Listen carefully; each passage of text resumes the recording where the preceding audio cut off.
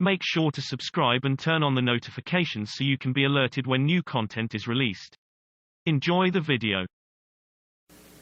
If you are what you think about, then you have to start getting real careful about what you think about. Now, you have to start this with being cautious about every conversation that you have with your friends, with your relatives, with your mother, with your husband, with your children, that focuses on what's missing in your life.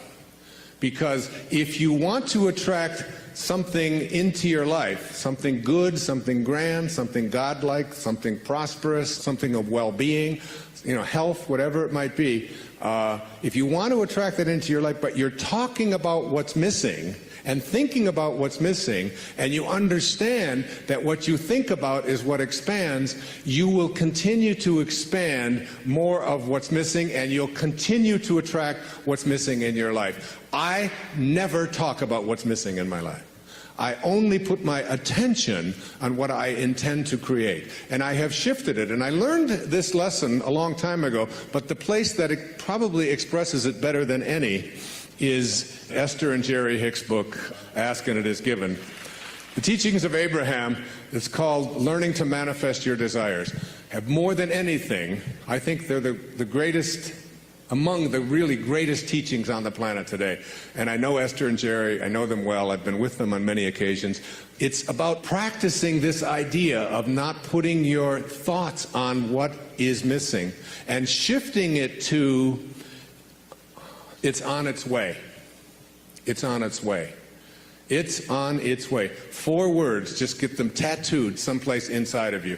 Whatever it is that you would like to attract into your life, know that it's on its way. And I want to say to you that as you begin to get your thoughts more harmonized with Tao thinking, that is, with the thinking of the source, the thinking of God, that which always has been, that which does nothing but leaves nothing undone, as you begin to more and more harmonize in this way, what happens is that you start elevating your thoughts so that the habit of how you think becomes more harmonized. Rather than a polarity with what you want to attract, it becomes harmonized with it, and it becomes your natural way of how you think all the time. And you start then beginning to teach your children the same way of thinking. So you just catch them when they start saying things like, oh, with my luck it won't work out. Why have any of us ever learned to say, with my luck, and having it mean things aren't going to work out? Why wouldn't you say, and just have it as your habit, with my luck, it'll probably show up faster than it normally does? Why not have that kind of a way? Because here's what happens. As you begin to shift the way that you think and have an anticipation that this thing is going to work out for you, you can only act upon your thoughts. And as you get these higher and higher thoughts, what happens is that the thought is now more aligned with what it is you want to attract, and then you start acting upon that thought. And as you start acting upon the thought that it will work out, that it's probably on its way, you start to see how this whole system all works. In other words, call it the universe, whatever you want, begins to conspire with you. It begins to act almost where you suddenly become a collaborator with fate. And instead of fate being something that just might or might not happen to you, you're in collaboration with what it is that you want to attract. I mean, ask any physician, there's physicians here today, ask them about something called the will to live.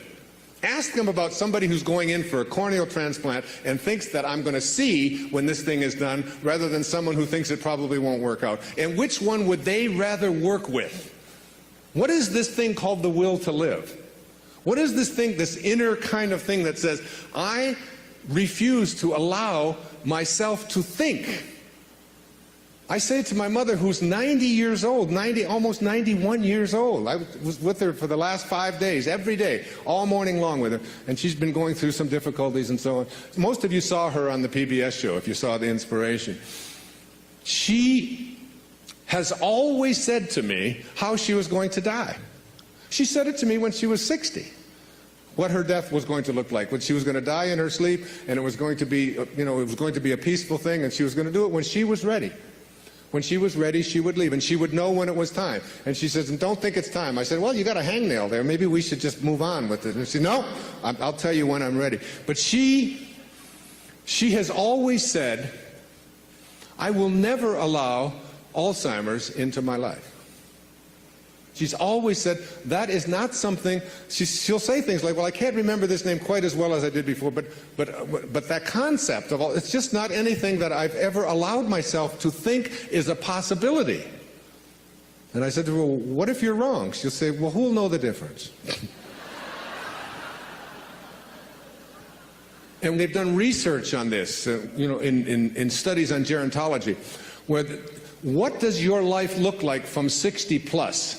Versus what does your life look like from 60 down into your 20s? That people who live a dynamic life into their 60s, 70s, 80s, and 90s, people who feel strong, who don't feel that getting older means that I have to in any way decline any place, physically or mentally. Getting older has nothing to do with the concept of declining.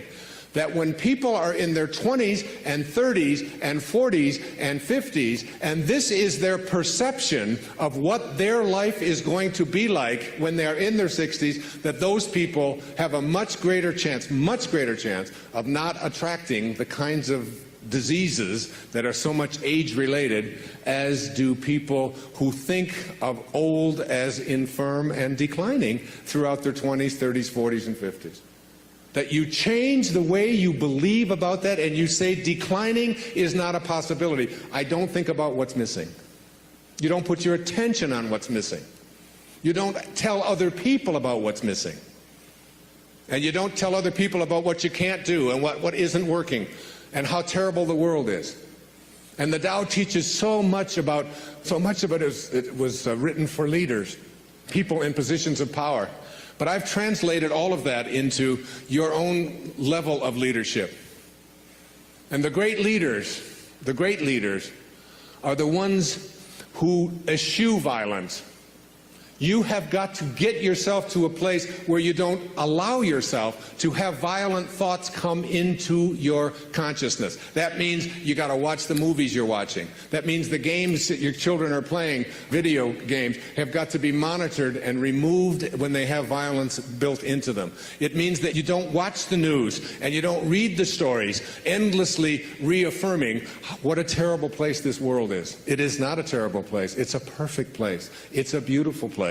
There are just some leaders who are connected to Tao and others who are not.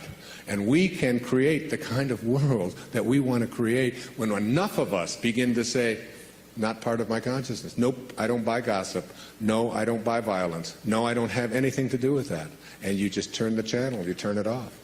I pick up a Time magazine when I get on a flight and I go through and I say, I won't read the stories that involve killing. I won't read this. I don't need to hear any more about any more people blowing themselves up. I don't need to continue to have that as a part of my consciousness because I want to be someone who radiates out God-realized thinking. That's what I want to do. And I can't do that if I'm constantly being imbued with that. So I just go through the pages, and usually I say, oh, just threw away another $4.95. There's nothing in it to read. Every once in a while, good story about maybe Tiger Woods or something, but by and large, there's not much in there. And you don't have to fill yourself with that kind of energy. So you don't put your thoughts on what's missing. You don't put your thoughts on what always has been. You don't put your thoughts on what others want for you, unless you want more of what others want for you to continue to show up into your life. So that if you're having conflicts with anybody that's out there, you don't have to put your attention on any thought that is out of harmony with the relationship that you would like to have. It doesn't have to be. You can have a love story replace a hate story by just changing your thoughts in any moment of your life.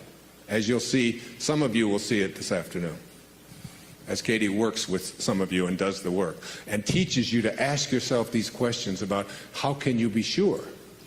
How can you be sure that that thought is true? Why not have a love relationship with your ex-husband or your ex-wife? Why not have a love relationship with your in-laws? Why not? Why not have it with everyone on the planet? Why not? Indeed, why not? Every moment of your life, this choice is yours. You can either be a host to God or a hostage to your ego. It's your call. God bless you, and thank you for your attention. Namaste.